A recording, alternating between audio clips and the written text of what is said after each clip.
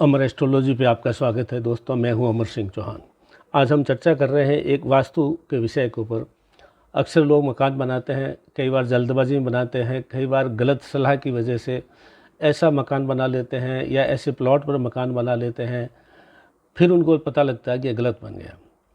तो आज मैं ये बताने जा रहा हूँ 5 ऐसे मकान जो कभी आपको नहीं खरीदने हैं या ऐसी जगह पे आपको मकान का निर्माण नहीं करना है।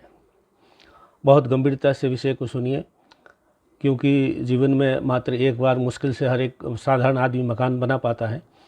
तो ये चीज़ आजीवन हमारे काम आने वाली चीज़ है।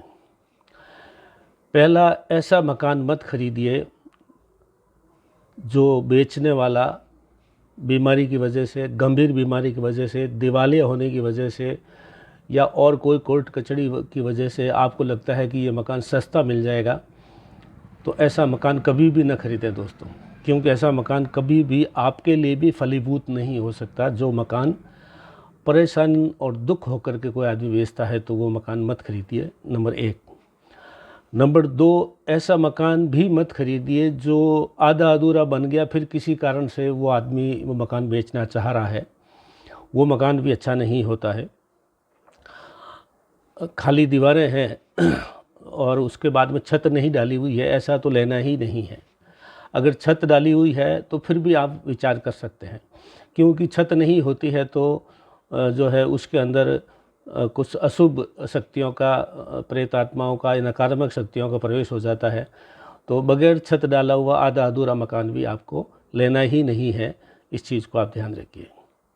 तीसरा, ऐसा मकान, ऐसा जगह पे कोई खंडर आपको मिल रहा है पुराना, कई सालों से खंडर बिल्कुल ध्वस्त हो रखा मकान है, खंडर मकान वाली जगह भी नहीं लेनी है आपको। वहाँ भी आपको लगता है कि सस्ता मिल रहा है या कोई और कारण से आपको उसमें लोभ नज़र आ रहा है, तो मत लीजिए, कतई मत लीजिए। फिर भी अगर आप लेना चाहें तो आपको उस पूरे खंडर के एक एक पत्थर हटा करके पूरा प्लान जो है प्लॉट का रूप दे करके, पुराना एक भी पत्थर या कोई लकड़ी उसकी इस्तेमाल नहीं करते हुए बिल्कुल नए पत्थरों से, नई लकड़ी से, नई चीज़ों से निर्माण करके फिर भी ले सकते हैं। अन्यथा खंडर वाला प्लॉट जगह पे भी प्लॉट पर आपको मकान नहीं बनाना है। 3 चीज़ हुई। चौथी चीज़ ये है दोस्तों, अगर उत्तर और पूर्व में एकदम नज़दीक में पहाड़ हो आपके प्लॉट के, और या ऊंची टीबा या ऊंचे टीले हो या ऐसी ऊंची जगह हो एकदम नज़दीक में, और आपका मकान दक्षिण और पश्चिम में पड़ रहा हो और उत्तर पूर्व बंद हो पहाड़ से या किसी से, वो भी आपको कोई सूरत में नहीं लेना है। तो ये भी आपको ध्यान रखना है कि ऐसा मकान भी आपको नहीं लेना है। और 5वें किस्म का मकान वो हुआ दोस्तों कि कभी भी किसी रोड के एंड वाला मकान या गली के एंड वाला मकान, end of the road, end of the street, ऐसा कोई मकान नहीं लेना है, क्योंकि वो मकान भी बहुत ही अशुभ माना गया है। शास्त्रों में लिखा हुआ है कि गली ख़त्म हो रही है तो वंश ख़त्म हो जाता है। ऐसा अनेकों बार देखा गया है, अनेकों ऐसे उदाहरण हमारे पास मौजूद है जिसमें end of the road, end of the street वाला जो मकान लिया गया है वो बहुत ही अशुभ माना गया है। वैसे कई सूत्र हैं, लेकिन आज हमने आपको 5 सूत्र बताए।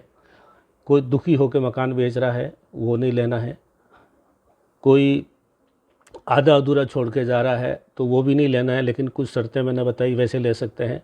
खंडर पे मकान नहीं बनाना है, क्योंकि वो मकान भी जो है बिल्कुल अशुभ होता है। खंडर के हर पत्थर को हटा करके आप ले सकते हैं। चौथा, हमने बताया कि जहाँ पे ऊंचे पहाड़ और न टीबा को हो पूर्व और उत्तर में, बिल्कुल नज़दीक मकान के आपकी कॉलोनी के, वहाँ भी नहीं बनाना है, लेना है, न बनाना है न लेना है। और 5वां, एंड ऑफ द रोड का मकान भी आपको कभी भी भूल के नहीं लेना। ये सामान्य से सूत्र हैं, लेकिन हमेशा याद रखिए, हम रोज़ाना देखते हैं मकान लोग सस्ते के चक्कर में किसी और कारण से खरीद लेते हैं, फिर वो दुखी होकर के पुनः बेच के जाते हैं। ऐसे जो मैंने बताए हैं ऐसे मकान बार बार फिर बिकेंगे, आप रहोगे नहीं, रह नहीं पाओगे, फिर बेचोगे, फिर वो भी बेचेगा। तो ऐसे मकान हमेशा बार बार बिकते हैं। तो आज के हमने चर्चा की दोस्तों, जो 5 तरह के हमने मकान बताए हैं, प्लॉट बताए हैं, वो आपको नहीं लेने हैं, वहाँ मकान का निर्माण आपको नहीं करना है, ये ध्यान रखना है। ये आज का वास्तु टिप्स है दोस्तों। अमर एस्ट्रोलॉजी में आपका स्वागत है। आप अपने वीडियो को, अपने मकान को, प्लॉट को वास्तु निरीक्षण अगर कराना चाहें तो आप हमारे से या किसी विद्वान वास्तुशास्त्री से करवा के ही मकान के निर्माण के लिए आगे बढ़ें।